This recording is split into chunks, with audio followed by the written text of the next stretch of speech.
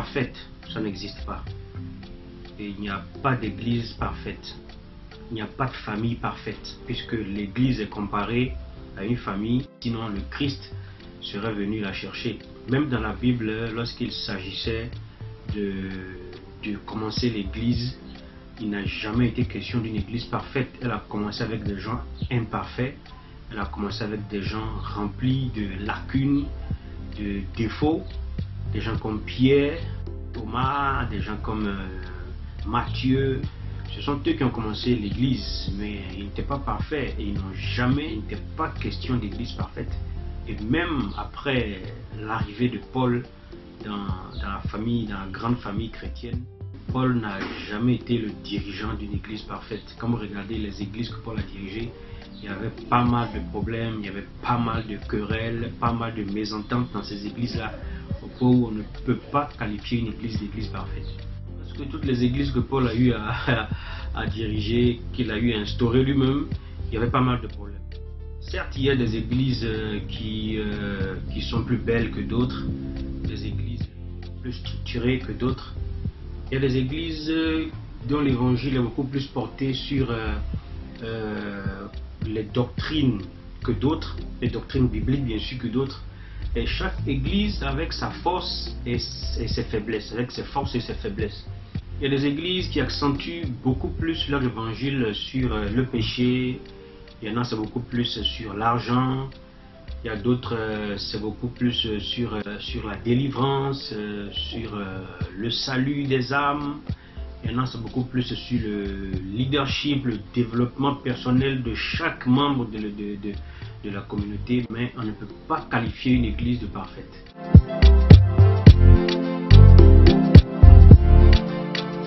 Alors, vous me posez la question. Déjà, il faut que je rectifie que je préfère qu'on dise pourquoi il y a des gens qui changent facilement de communauté plutôt que de dire pourquoi il y a des chrétiens. Parce que la définition du chrétien, comme je l'ai défini dans le livre au 2e chapitre, je pense bien, donne beaucoup à réfléchir sur la qualification, le qualificatif, l'attribut qu'on peut donner à un chrétien. Donc je préfère plutôt qu'on dise pourquoi est-ce qu'il y a des gens qui changent trop de communauté.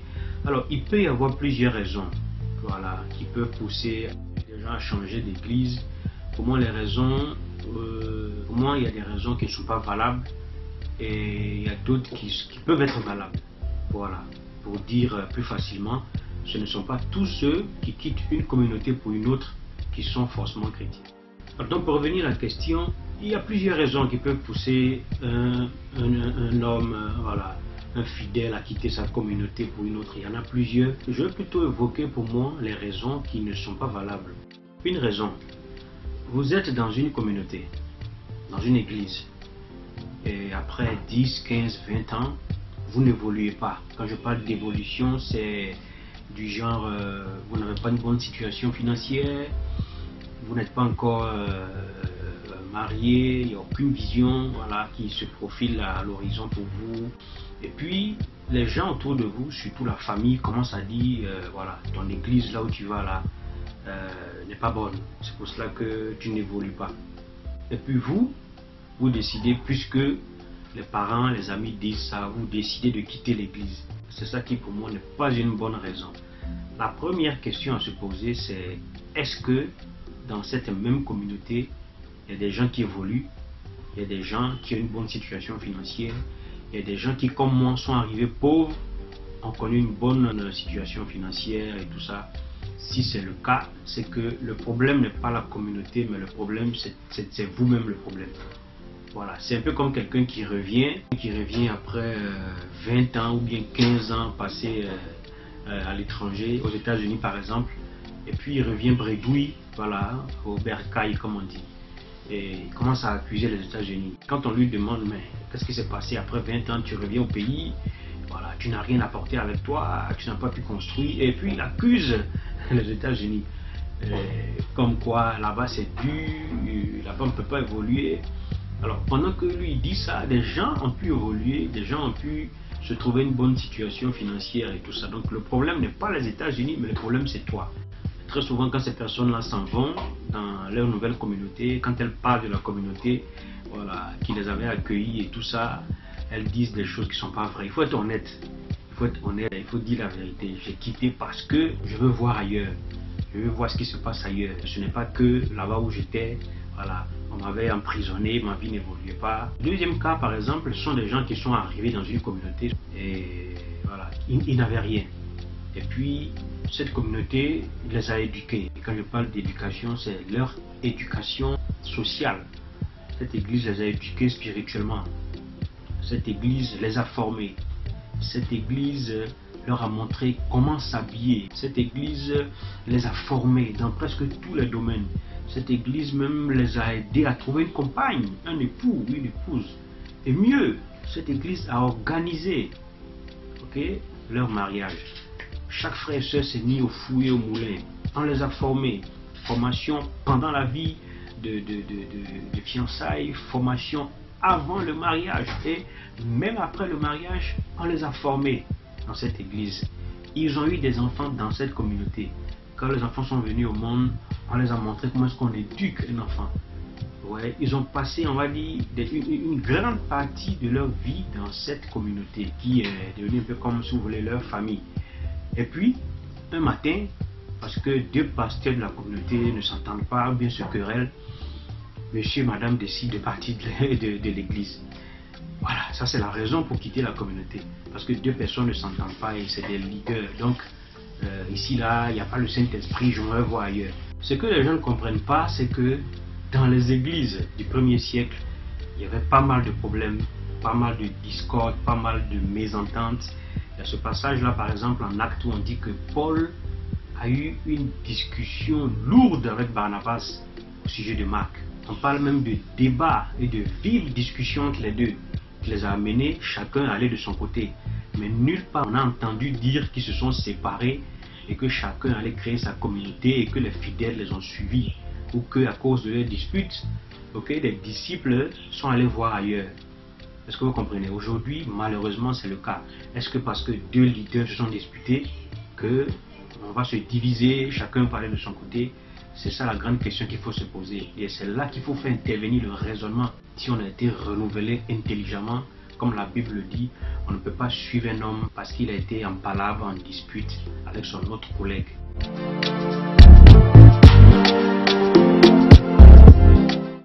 Alors aujourd'hui, ce qu'il faut reconnaître, c'est que beaucoup d'églises sont constituées comme des entreprises. Vous voyez, il y a quelqu'un qui dit avoir reçu l'appel de Dieu, avoir reçu la permission, avoir reçu la directive, n'est-ce pas, d'asseoir une assemblée, de créer une communauté. Et donc il donne le nom, et il est un peu comme, si vous voulez, le fondateur, le dirigeant, le gourou, le leader de cette communauté. Et le problème qui se passe, c'est que c'est très difficile de remettre en cause ce genre de personnes, même lorsqu'ils sont en erreur. Ouais. Beaucoup d'églises sont constituées de sorte à ce que, par exemple, quand on surprend le leader, le fondateur de cette communauté dans des scandales, dans des problèmes, dans des polémiques, on ne peut pas lui dire de quitter l'assemblée, on ne peut pas le destituer. Voilà, on ne peut pas l'excommunier parce que c'est lui, on va dire, qui est le responsable de la communauté qu'il a mis sur pied. C'est très difficile de le sanctionner au même titre qu'on sanctionnerait un disciple, voilà, qui aurait fait quelque chose, qui aurait commis une bêtise. Il y a par contre des communautés où le fonctionnement est tel qu'il n'y a pas, si vous voulez, de leader principal. La communauté est dirigée par un collège, par un collectif de dirigeants. Et lorsqu'il y a quelqu'un, que ce soit le numéro 1, celui qui a été mis à la tête de l'assemblée, ou le numéro 2, son assistant, ou quiconque qui a commis une faute qui est passible de sanction, peu importe la sanction, voilà, il doit obéir à cette sanction. Voilà, donc dans ce genre de communauté, je ne vois pas pourquoi est-ce que quelqu'un se lèverait et partirait juste parce qu'il a entendu ou il a appris que le pasteur, le numéro 1 est dans tel scandale. Donc, voilà pourquoi je dis que ça dépend de la configuration de l'église.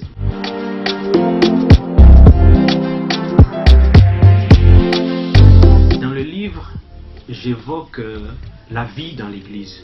si j'ai intitulé le livre La véritable Église, c'est pour que les gens, en le lisant, prennent connaissance d'abord de comment entrer dans la famille de Dieu et puis ensuite comment y vivre. Voilà, je parle du dirigeant, voilà, je parle des fidèles, je parle des responsables, ceux qui viennent après le dirigeant, je parle des invités dans l'assemblée, parce que vous avez parfois des églises où voilà, quelqu'un lorsqu'il arrive, immédiatement n'est pas pris en compte, ou alors on le considère comme un disciple, on le considère comme un chrétien, comme un membre de l'assemblée. J'en parle aussi un peu dans le livre. C'est parfois des erreurs qu'on fait, de voir arriver dans la communauté des personnes qui viennent d'ailleurs, et tout de suite on ne sait pas quel est leur passé, d'où est-ce qu'ils viennent, voilà, qu'est-ce qu'ils ont eu à faire de là où ils viennent, et en même temps on leur donne des tâches, on leur donne des responsabilités dans l'église parce que voilà, elles sont bien présentables, ou alors parce qu'elles ont eu un certain niveau social. On se dit bon, ce gars-là, on peut l'utiliser comme responsable. C'est des erreurs que parfois on commet, voilà, que je décris dans le livre.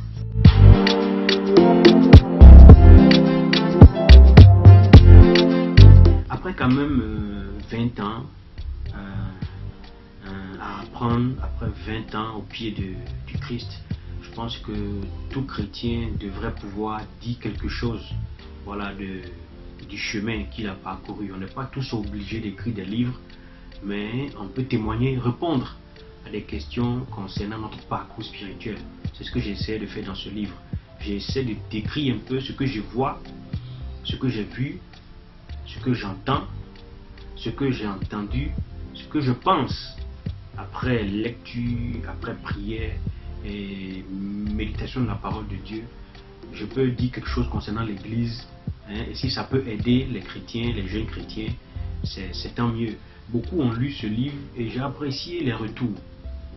Quand je parle de retours, c'est Jonas, ici tu aurais pu dire telle chose, ici je pense qu'il y a telle chose qui n'est pas très appropriée. C'est des choses qui peuvent aider voilà, dans un prochain ouvrage, dans une prochaine œuvre. Et ça me fait du bien. Vous ne pouvez pas imaginer la joie que peut avoir quelqu'un lorsqu'il fait sortir une œuvre spirituelle, même quand elle n'est pas spirituelle. Voilà, même quand elle n'est pas spirituelle, une œuvre qui est passée du manuscrit à l'impression, de l'impression à la vente, de la vente aux critiques. Honnêtement, ça fait du bien. J'encourage tous ceux qui, à un moment de leur vie, se sont mis à écrire des livres et les ont gardés quelque part dans un tiroir, et à faire sortir ces documents-là, parce que vous ne savez pas ce que ça peut faire. Ça peut aider beaucoup de personnes. Parfois, c'est une seule personne qui a besoin de vous lire pour que sa manière de raisonner change. Voilà, Dieu remue parfois le ciel juste pour une seule personne. Donc, beaucoup de personnes m'ont approché pour pouvoir voilà, éditer leur livre, imprimer leur livre. Je profite de l'occasion pour relancer l'appel à ceux qui veulent l'écrire, à ceux qui veulent l'éditer, à ceux qui veulent imprimer leurs documents. Ma société Joemi s'en occupe et s'en occupera avec beaucoup de joie.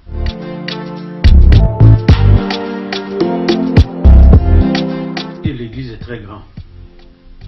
Le défi, du moins le défi des leaders d'église est très grand. Vous avez des communautés, par exemple, où l'accent n'est pas mis sur la connaissance de la parole de Dieu. Vous avez un livre comme la Bible. Vous savez qu'il faut passer beaucoup de temps à la lire, la Bible, à faire des recherches, à approfondir nos connaissances. La dernière fois, je suivais une émission, dont je préfère taire le nom, une émission où on interviewait un chantre, un grand chantre de ce pays. Et on lui posait des questions élémentaires. Moi, j'appelle des questions élémentaires de la parole de Dieu. Même ces questions, je ne veux pas les énoncer pour ne pas que tout de suite on sache de qui il s'agit. Mais j'étais surpris de voir un grand homme, un grand chantre, être incapable de répondre à des questions élémentaires de la parole de Dieu. Et je vous dis encore une fois, c'était des questions très élémentaires de la parole de Dieu. Et il était même à la limite très gêné. Il était un peu dérangé de recevoir ces questions-là et d'être incapable de répondre à ces questions-là. C'est le mal parfois qu'il y a. C'est le mal que les pasteurs d'église devront se donner la peine de corriger. nourrir le peuple de Dieu sur comment approfondir sa connaissance biblique et non sur la délivrance forcément, et non sur l'aspect social, parce qu'aujourd'hui beaucoup de pasteurs misent sur l'aspect social. Ce n'est pas mauvais, mais ce n'est pas ça le fondement, ce n'est pas ça l'essentiel de la religion.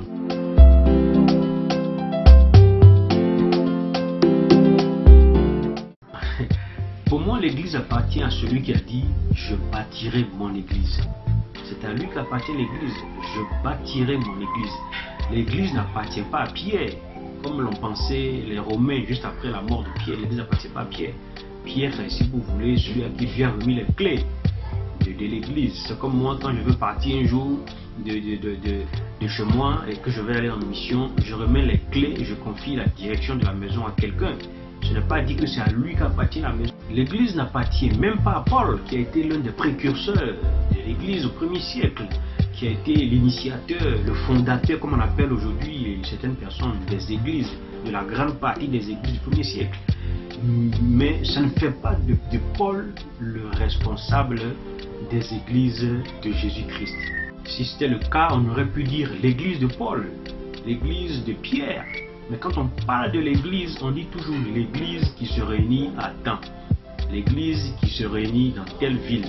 L'église du Christ qui se réunit dans telle ville. Tout ça pour dire que l'église, la communauté chrétienne, appartient à Jésus-Christ.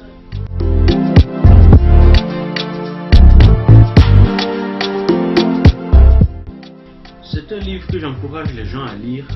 Et j'encourage les gens à l'acheter. Pas parce que c'est moi qui l'ai écrit, mais tout simplement parce que c'est bon de s'instruire, c'est bon de lire. Moi, quand on me dit qu'un tel frère a écrit sur la prière ou bien un frère a écrit sur la foi, je veux lire juste pour savoir qu'est-ce que lui comprend de la foi. Parce qu'on lit tous la Bible, mais Dieu nous inspire différemment. Vous voyez, on lit la Bible et il y a des choses qu'on ne comprend pas, il y en a qu'on comprend un peu, il y en a qu'on comprend bien. Et quand même des personnes s'asseyent et discutent autour d'un verset biblique, vous allez voir qu'il y a beaucoup de choses qui peuvent ressortir, voilà, qui peuvent nourrir tout le monde. Moi j'apporte pour moi, c'est ce qui est intéressant avec la parole de Dieu. Vous comprenez des choses qu'un tel ne comprend pas. Lui comprend des choses qu'un tel autre ne comprend pas. Et quand on met toutes ces compréhensions ensemble, vous savez, Dieu est sage. Si Dieu avait donné à une seule personne la compréhension totale, exclusive de la parole de Dieu, mais c'est pour ça que c'est toujours bon de partager la parole de Dieu, c'est de s'asseoir en tant que chrétien pour échanger sur des versets bibliques, pour mieux approfondir nos connaissances.